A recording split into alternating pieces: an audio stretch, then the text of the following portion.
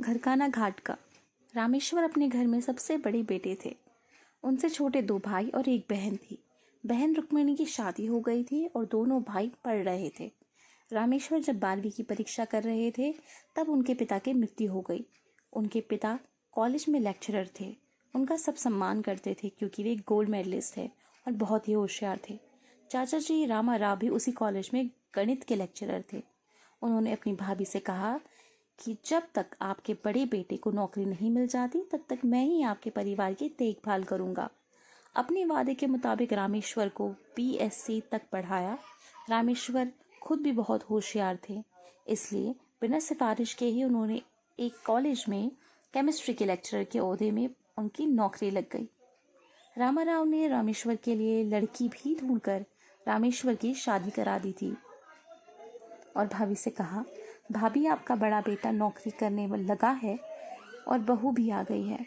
दोनों छोटों की परीक्षा खत्म होते ही नौकरी लग जाएगी। अब अपने परिवार की जिम्मेदारी आप ले लीजिए। रामेश्वर की पत्नी सुशीला बहुत बड़े घर की बेटी थी। उसके मामा कलेक्टर थे। उन्होंने रामेश्वर से कहा कि इस छोटे से गांव में लेक्चरर की नौकरी करते हुए कितने दिन बिताओगे? मेरे पास आओ, मैं नागपुर में नौकरी दिलवा दूंगी।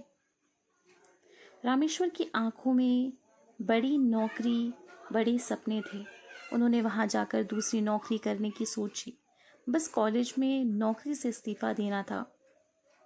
चाचा ने, माँ ने, भाइयों ने, सब ने मिलकर कहा कि गर्मी की छुट्टियां हैं, इस्तीफा देने की ज़रूरत नहीं है। पहले वहां जाकर नौकरी कैसी है देखकर थोड़े दिन कर ले, अच्छा लगा तो वापस आकर इस्तीफा दे देना।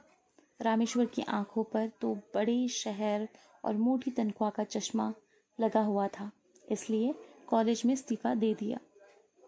बहुत सारे रंगीन सपनों के साथ नागपुर में उतरे और कलेक्टर जी के साथ एक सरकारी ऑफिस गए और वहां उनकी क्लर्क की नौकरी भी लग गई। रामेश्वर ने घर में सबको खुशखबरी सुना दी। सुशीला भी खुश थी कि पति के साथ अलग घर बसाने को मिलेगा। इधर रामेश्वर को गए 1 महीना ही नहीं हुआ था कि रोज फोन करते थे कि माँ, मुझे यहाँ का खाना पसंद नहीं आ रहा है, मैं बहुत थक सा जाता हूँ, यहाँ काम बहुत ज़्यादा है। माँ क्या करती, उसे समझाती थी कि बेटा तेरी तनख्वाह से ही घर चल रहा है, कोई गलत कदम नहीं उठाना। 1 महीने बाद तेरी पत्नी को भेज दूंगी। एक दिन सुबह सवेरे रामेश्वर अपनी अटैची लेकर आ गए। सब लोग उन्हें देखकर अचंभे में खड़े थे। समझ नहीं आ रहा था क्या कहें, क्योंकि उन्होंने वहां भी इस्तीफा दे दिया था। कॉलेज तो खुले नहीं थे, बहुत हाथ पैर मारे, परंतु कुछ नहीं हो सका। बिना नौकरी के वे घर बैठ गए थे। उनकी हालत घर का ना घाट का के समान हो गई थी। बाद में दोनों भाइयों को चेन्नई में नौकरी मिली और सब उनके परिवार को भी लेकर चेन्नई चले गए। एक छोटी सी गलती के कारण अपने परिवार के साथ छोटे भाइयों पर बोझ बन गए।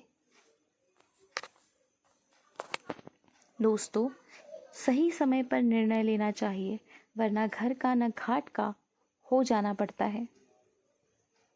आशा करते हैं दोस्तों आपको इस कहानी से कुछ सीखने को मिला होगा, और यदि आप चाहते हैं भविष्य में इसी तरह की कहानी आप सभी के लिए लाते रहे तो हमारे इस चैनल स्टोरीज विद शारदा को लाइक, शेयर और सब्सक्राइब करना बिल्कुल ना भूलें, और हम इसी तरह की कहानियाँ आप लोगों के लिए भविष्य में भी लाते रहेंगे।